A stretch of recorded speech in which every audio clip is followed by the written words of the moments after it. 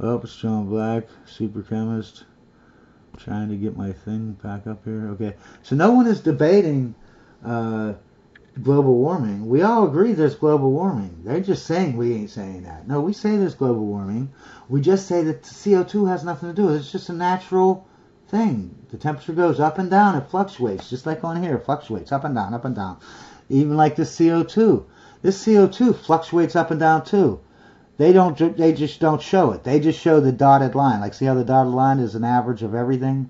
This CO2 line is an average of everything. But it's actually going up and down, the same way as the temperature, right? Because when you boil something, I don't think people understand. If you have, well, I'll get into that another time. But you can see that CO2 does not correlate to this trend. This trend has been going on for 300 years. 300 years trend, but we've only been dumping stuff into like the last 150 years into the CO2. And I want you to notice this. From 1795 to from 1695 to 1725, you have a bigger jump from here to here than you do today. From here, right, 1960 up to 2000, right? There's a bigger jump here, and this is more years. This is only 30 years over here, and you have a bigger jump.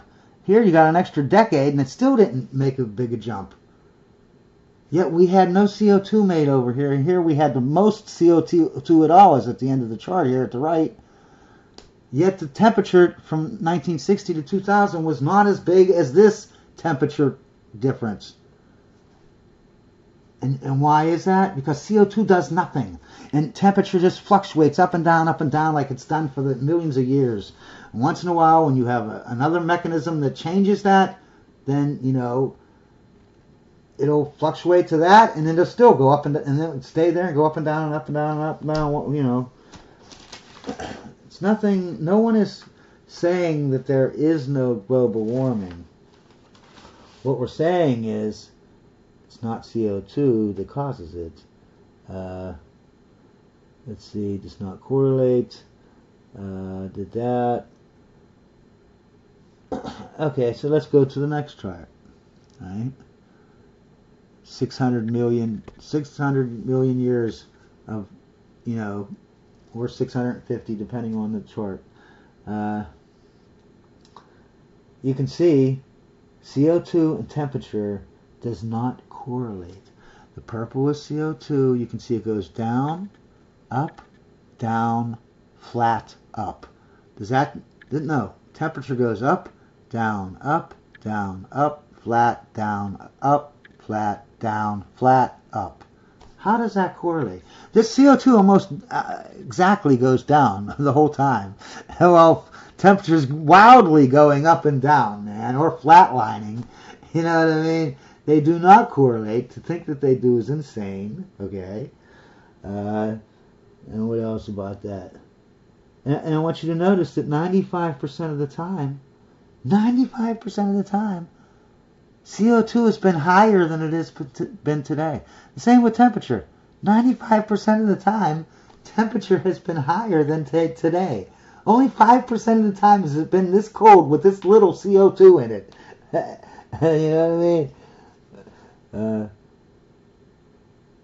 CO2 does not affect temperature.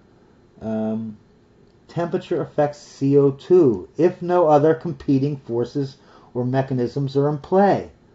In the last million years, there has been no competing forces other than temperature and CO2. And that's why once you get this last 800,000 years, that's why they correlate. They correlate because, wait, let me go back here. I forgot to set my thingy. I got 10 minutes. 10. Okay. So let me go back.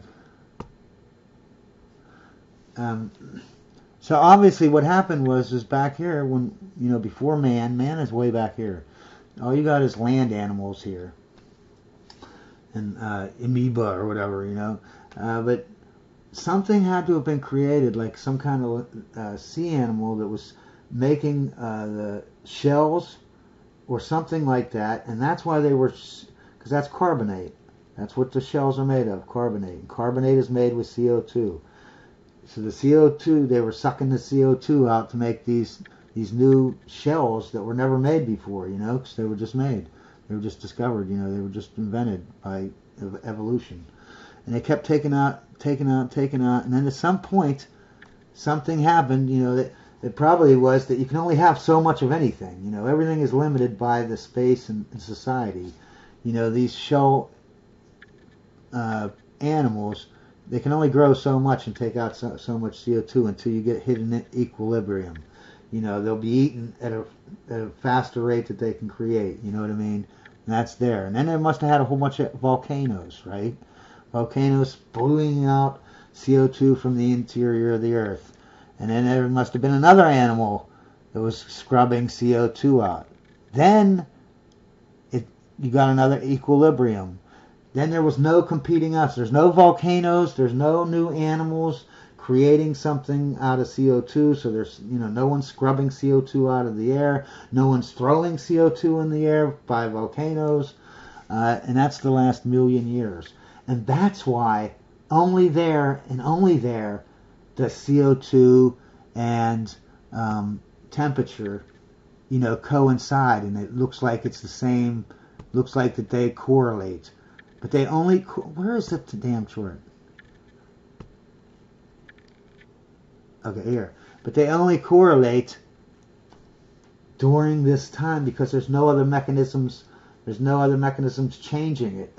And I want you to think of this. You have two competing people, the climate crazies and me, right? And here's Al Gore. He's using this, what is it, Vostok ice cores from Antarctica.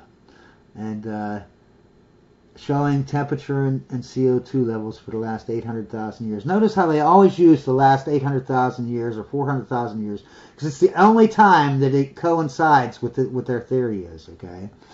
But okay, so let's go over just the competing things. He's saying, look, that they obviously correlate, so obviously, the more CO2, the higher temps, the lower CO2, the lower temps, obviously. And look, we're making a whole bunch of CO2 here, so we don't want to do that because if we do, hey, like I just said, more CO2 means more heat, hotter planet will end up boiling our planet away. Okay? And it all looks great and all wonderful. Now, I'm on the opposite side. This is what I'm saying.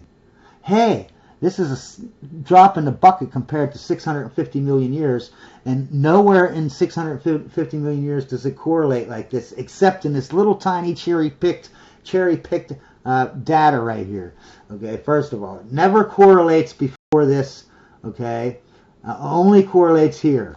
After all the animals have been evolved and to make shells, and all the volcanoes have erupted, most of them, and everything's settled down. Yeah, they correlate.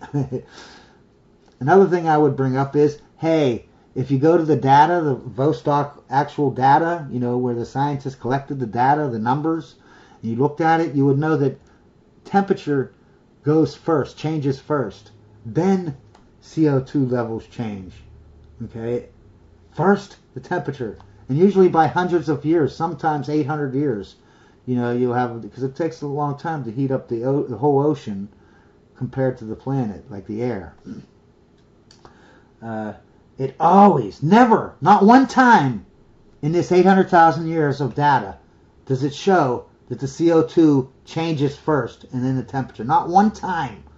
Okay, that's the second thing I would bring up about Al Gore. Okay. The third thing is if it correlates, then why the CO2 is like way going off a tangent here? Why does the temperature look like it's going down? Okay, if CO2 is going up and the temperature is going down, doesn't that discount your theory of climate crisis? So let me get this straight. This recent part right here that has this tail going up, it doesn't correlate to what you say, to your theory. 650 million years before this side, on the left side, in the past, doesn't correlate. Only this 800,000 years correlates. Only that little bit. Nothing in recent times, nothing in back times before it correlates, and I'm still supposed to believe this crap. Okay. Let's see what else. CO2 does not affect temperature. Okay, I said that. I said that. 1,000 years.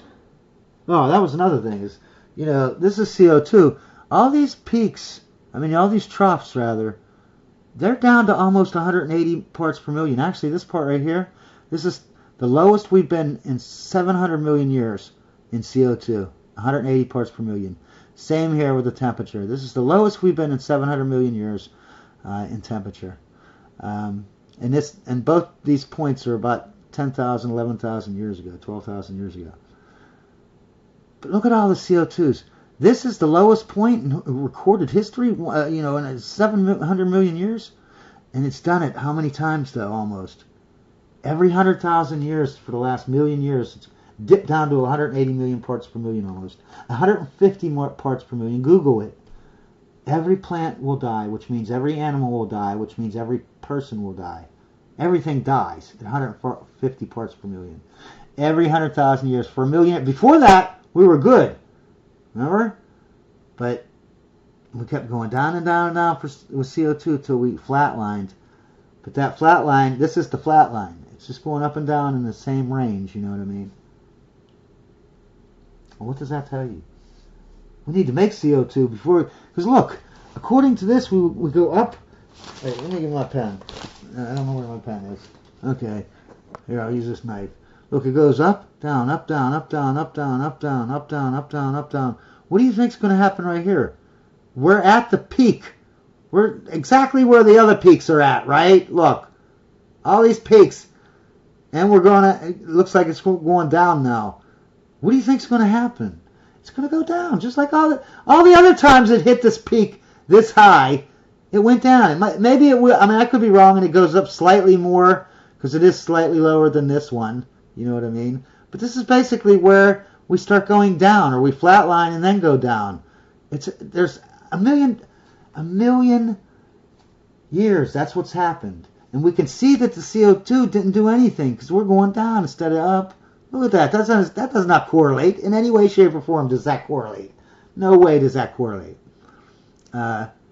So I lost my train of thought. So I'll move on to the next whatever. But I wanted to say something else about Al Gore. He always gets caught too saying this stuff. Look, just like these data points right here. If you go to the actual data, where the numbers are at and the paragraphs and the papers written about it, you will see that it always has the temperature changes first and then the CO2 changes, not the other way around. You know what I mean? And the reason why is because, think about it. You have three phases of matter. You got your cold, solid, liquid, and your hot gases, right? The water is right in the middle, right in the center, right? So if you're solid, what do? You heat it up because you want it, liquid's hotter than the solid. You want it to go into the solid, so you heat it up. But a gas is on top, right? So how do you get it to put it into the liquid? You cool down the liquid, right? Because the liquid is colder than the gas. And if you cool it down, then the CO2 goes in. If you heat it up, the CO2 comes out, right? Because it's a gas.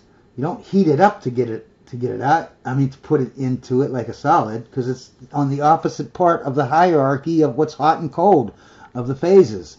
If the phase is colder, a solid is colder than a liquid, then you heat it. If it's higher and it's hotter, a gas is hotter than a liquid, then you do the opposite. And I think I just ran out of time here. I still got a little bit of time, but I'm going to shut it down here.